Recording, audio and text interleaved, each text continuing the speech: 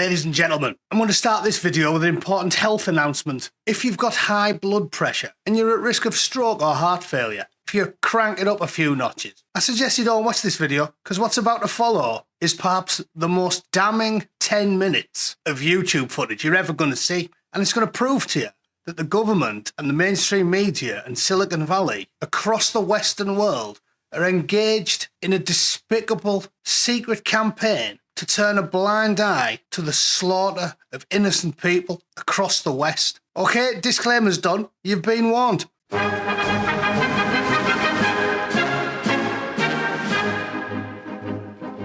This is today's BBC News page, and let's have a look what we've got. We've got Jamaica, Israel, South Korea, US is reducing troops, and a woman dies on a cruise ship. Oh, a woman dies on a cruise ship. That sounds important. Followed by food assistance is going to go, and the Blue Jays won. Nice one. So why do you think a day after viral footage went out on social media of perhaps one of the most savage acts, nay, atrocities, meted out against an innocent grandfather on the streets of England at the hands of an Afghan migrant, sorry, not migrant, illegal immigrant, chancer, liar, criminal, whose first act to enter the UK is to break the law in the first place? Why do you think that's not on the BBC homepage? And if you think it's just the BBC and the scum that run those organisations, the raging kiddie fiddlers, the likes of Hugh Edwards, who the government and the BBC cover for, a bloke whose cinnamon ring has been on the monitor screens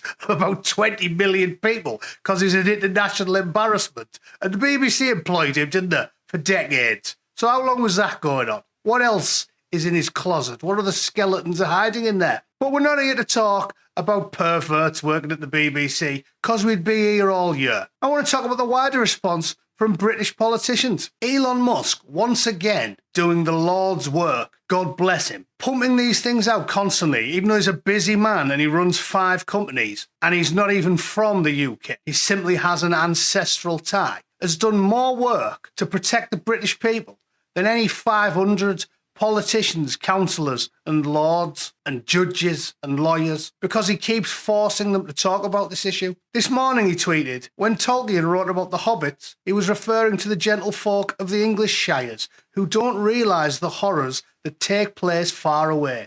They were able to live their lives in peace and tranquility, but only because they were protected by the hard men of Gondor. What happened to this nice man who was brutally murdered while walking his dog will happen to all of England if the tide of illegal immigration is not turned. It is time for the English to ally with the hard men like Tony Romo and fight for their survival, or they shall surely all perish.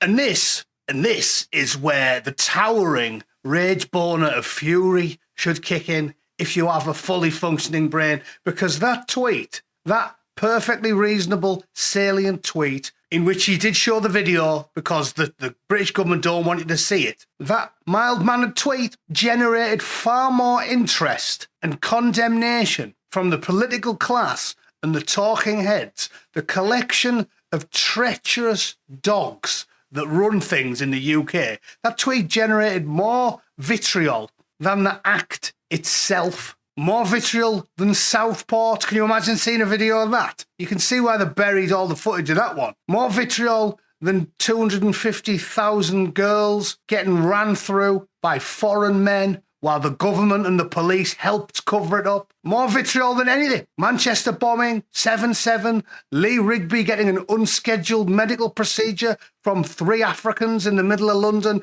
There was more hate given to Mr. Musk for posting that by worms, maggots. Keir Starmer is lower than a rattlesnake's knackersack. Honestly, I'd rather go on a 2-week camping trip with Ian Huntley than brush past him briefly in the street. That's how much of a sack of rats Mr. Starmer is. And I'm going to demonstrate by showing you a few dozen responses from the political class and the talking heads in the UK to prove to you that they are covering up the violence, the death, the murder, the atrocities being meted out daily to the citizens of England and the response of the political class to it. Before we get started, This is Wayne Broadhurst, a normal family man, lived in the same town for 60 years, walking his dog, butchered like an animal. No MPs want to talk about it, but they do want to talk about Elon Musk. Rob Blackie, no mention of the killing, but he's happy to tweet about Elon. He's calling for blood on Britain's streets. We have to stop him. I've laid out a plan here. Shut up, Rob. All you've done is put yourself on the list. I'm compiling one, and I live for the day the people of England wrestle power from the globalist sociopaths that took it from us, stole it from us. And people like this are tried for treason and then get the justice they so richly deserve. Preet Gill MP didn't tweet about the bloke getting butchered like an animal in the street, but she did tweet that following the racially aggravated attack on a Sikh woman in her 20s who was attacked in Park Hall, that the police have charged...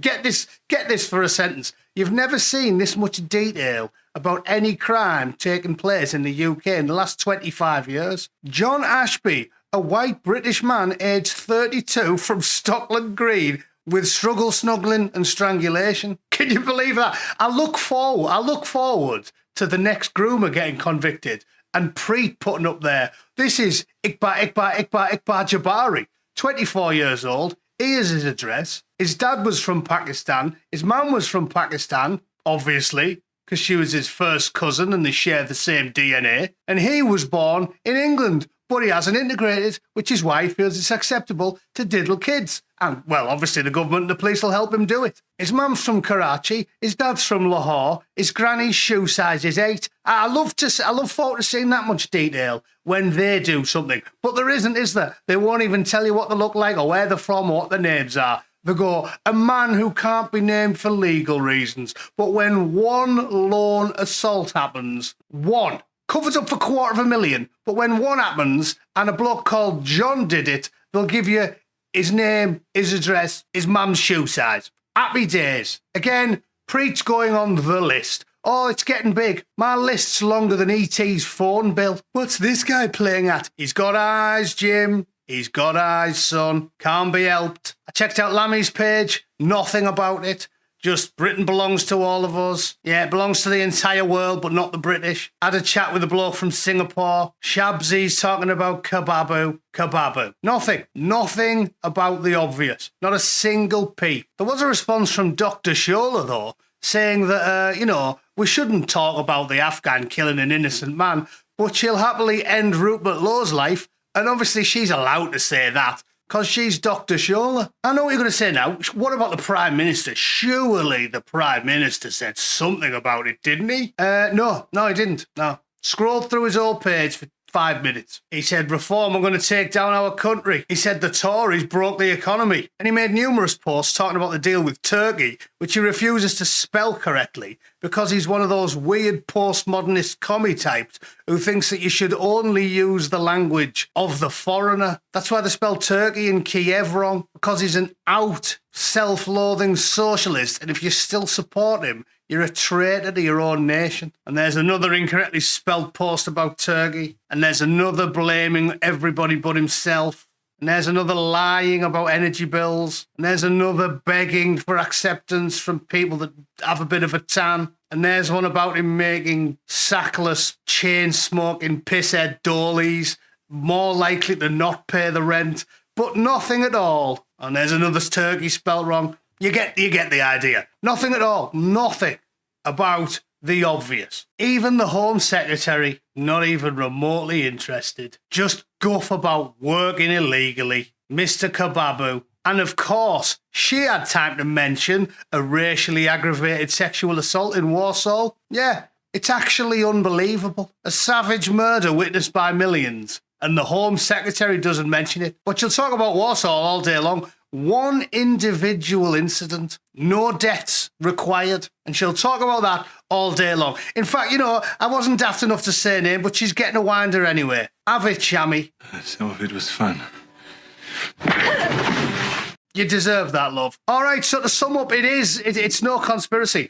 Get the video, retweet what Mr. Musk said. I put it on my page. Here it is. Yep, there you go. Retweet it, keep posting it, keep talking about it. They're trying to brush it all under the rug. It's disgraceful. It's unbelievable. My hatred for these people is all consuming. My rage boner is towering. I'm going to go through another desk, drill through it in the space of 20 minutes filming one of these. It's unbelievable. It's unbelievable. I live for the day.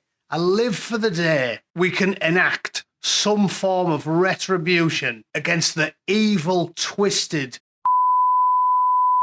that run the UK. They are the worst type of human scum. It's unbelievable. Oh, and I want to make one last point. If it isn't obvious, a big dust-up's coming. It's got to be. You'll only sit by and let people kill your wife and kids enough times before you get enough people that are willing to go to war over it. So seriously, do your research. Prep as best you can. I've told you a lot. This long-term listeners have heard it a dozen times. Prep as best you can. Get a good first aid kit for your house. Get as many legal weapons as you possibly can. Preppers shop's pretty good. No, they haven't paid me for saying that, but I'm telling you, you don't want to be in a situation like that where you have to just watch helplessly while an innocent man gets his life ended by a foreign soldier imported by the government. Take all sensible, measured steps. Stay fit, prep as best you can, and get tooled up. All right, legally, because you live in an authoritarian country, and unlike mine, you can't have, loads of cool weapons and shit. But yeah, do your due diligence, get whatever legal weaponry you can, and arm yourself, because it's coming. You might not wish for war, but it's coming for you. I guarantee you that. All right, thanks for tuning in. See you all tomorrow. Toodle pip. Cheers.